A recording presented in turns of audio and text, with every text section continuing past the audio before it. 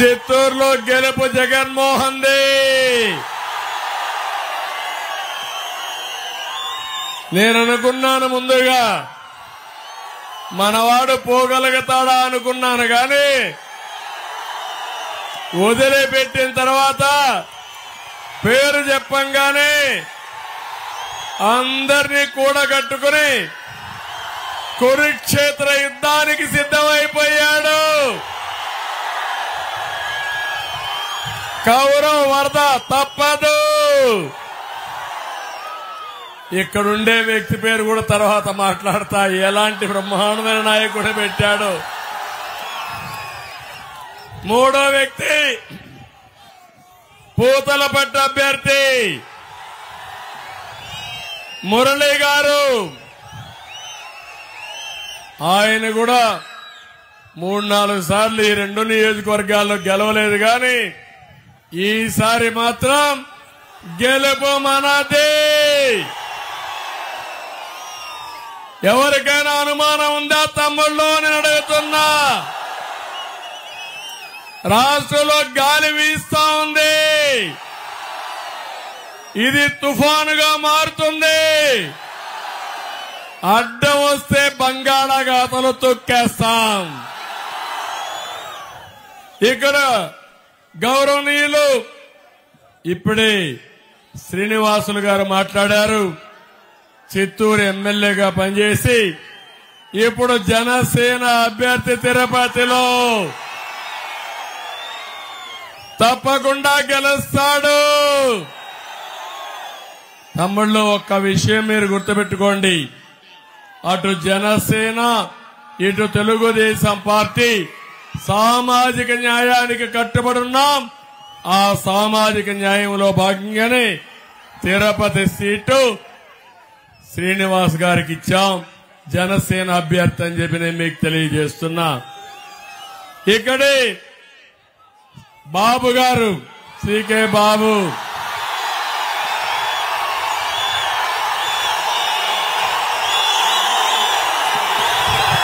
మాజీ ఎమ్మెల్యే,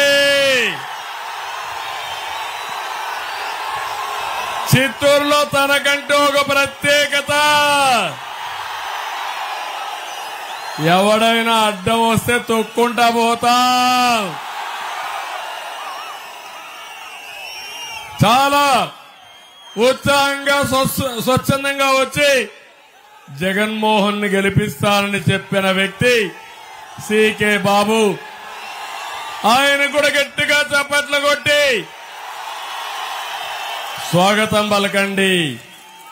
మీ భవిష్యత్తుని మీరు సరైన విధి విధానాలతోటి మీరు ఆలోచించి నిర్ణయం తీసుకోకపోతే మీ భవిష్యత్తు సంపూర్ణంగా దెబ్బతినేస్తుంది.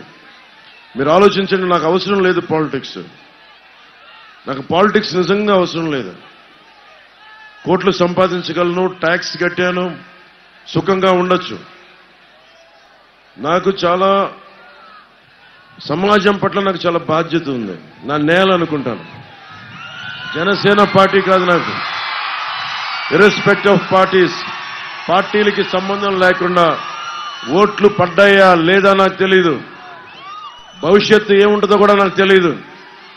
14లో ఏమి మనకి అందరికీ సహాయపడి ప్రభుత్వం స్థాపించే దిశగా కృషి చేశాను. 2019లో 2 చోట్ల ఓడిపోయాను. అయినా కానీ నిలబడే ఉన్నా. దెబ్బతిన్నా, పరాజయం పొందుతూనే ఉన్నా, కానీ నిలబడే ఉన్నా. నిలబడటానికి కారణం ఒకటి, నాకు నా దేశం, నా నేల రౌడీల చేతిలోకి వెళ్ళడం నాకు ఇష్టం లేదు. నాకు మీరందరూ చదువుకున్న వాళ్ళు కదమ్మా. మీరందరూ దండం పెడుతున్నాం. ఇందాక చొక్కా ఇప్పిన యువకుడిని చూశాం. మీ అందరికీ ఏముండదు కోపం. నాకు క్రిమినలైజేషన్ ఆఫ్ పాలిటిక్స్, రాజకీయ నేరాలు చేసేవాళ్ళు, మనందరికీ సలహాలు చెప్పేవాళ్ళు, మనం ఎలా నడుచుకోవాలని చెప్పేవాడు ఒక ఎమ్మెల్యే, ఒక ఎంపీ, ఒక ప్రభుత్వం, ఒక ముఖ్యమంత్రి. ముఖ్యమంత్రి రోడ్డు మీదకి దేశం దాటి వెళ్ళడానికి పాస్పోర్ట్లో మనకి పాస్పోర్ట్కి మనకి దేశాన్ని నేను దాటి వెళ్ళాలి, లండన్ వెళ్ళాలి అంటే నా కోర్టుకి వెళ్లే ముఖ్యమంత్రి. కేవలం 36 గంటలుంది కురుక్షేత్ర మహాసంగ్రామం. ఈరోజు జరగబోతా ఉన్న ఎన్నికలు కేవలం ఎమ్మెల్యేలను, కేవలం ఎంపీలను ఎన్నుకునేందుకు మాత్రమే జరగబోతా ఉన్న ఎన్నికలు కానే కావు. జరగబోయే ఎన్నికలు రాబోయే 5 ఏళ్ల మీ ఇంటింటి అభివృద్ధిని, పథకాల కొనసాగింపును నిర్ణయించబోయే ఎన్నికలు ఈ జరగబోయే ఎన్నికలు. ఈ ఎన్నికల్లో మీరు జగన్కు ఓటు వేస్తే పథకాలన్నీ కొనసాగింపు, ఇంటింటి అభివృద్ధి. అదే పొరపాటున చంద్రబాబుకు ఓటు వేస్తే, పొరపాటున చంద్రబాబు కూటమికి ఓటు వేస్తే, పొరపాటున చంద్రబాబు కూటమికి ఓటు వేస్తే పథకాలన్నీ ముగింపు, మళ్ళీ మోసపోవటమే. ప్రతి ఒక్కరూ కూడా గుర్తుపెట్టుకోమని కోరుతా ఉన్నా. ఇదే చంద్రబాబు గత చరిత్ర చెబుతా ఉన్న సత్యం.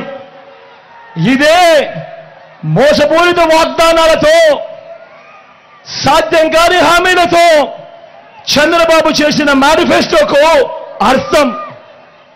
ప్రతి ఒక్కరూ కూడా గుర్తుపెట్టుకోమని కోరుతా ఉన్నా. చంద్రబాబును నమ్మటము అనంటే కొండ చిలువ నోట్లో తలబెట్టడమే అన్నది ప్రతి ఒక్కరూ కూడా గుర్తుపెట్టుకోమని కోరుతా ఉన్నా. ఈరోజు నేను మీ అందరికీ కూడా ఈ 59 నెలల కాలంలో మీ బిడ్డ గతంలో ఎప్పుడూ జరగని విధంగా, ఈ రాష్ట్రంలో ఎప్పుడూ చూడని విధంగా మీ బిడ్డ ఈ 59 నెలల కాలంలో మీ బిడ్డ ఏం చేశాడు, మీ బిడ్డ ఏమేం పథకాలు తీసుకొచ్చాడు, మీ బిడ్డ ఏమేం మార్పులు తీసుకొచ్చాడు అని మీ అందరితో కూడా పంచుకుంటాను. మిమ్మల్ని అందరినీ కూడా ఆలోచన చేయమని కోరుతా ఉన్నాడు మీ బిడ్డ. చిక్కడి చిరునవ్వుల మధ్య